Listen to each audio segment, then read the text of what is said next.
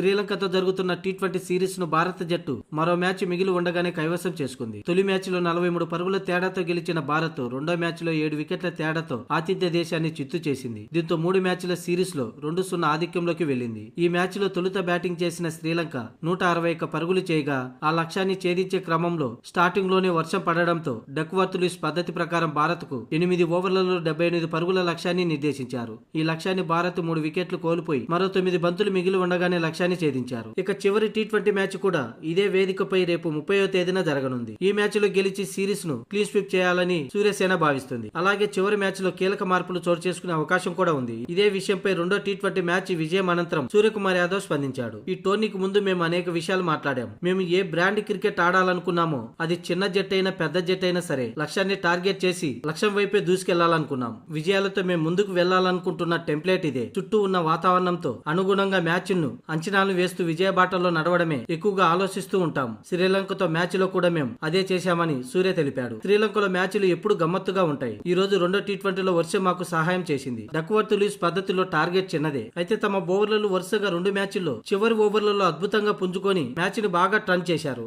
అదే విజయాల్లో కీలక పాత్ర పోషించిందని సూర్య తెలిపాడు. ఇక బ్యాటింగ్ విషయంలో కూడా మేము చాలా మెరుగైన స్థితిలో ఉన్నాం. అందుకే చివరి మ్యాచ్ కూడా గెలిచి క్లీన్ స్వీప్ చేసేందుకు ప్రయత్నిస్తామని సూర్య తెలిపాడు. అలాగే చివరి మ్యాచ్ లో బెంచ్ పై ఉన్న ఆటగాళ్లకి అవకాశం కల్పిస్తామని, అందుకోసం భారీ మార్పులే చేస్తామంటూ సూర్య చెప్పుకొచ్చాడు.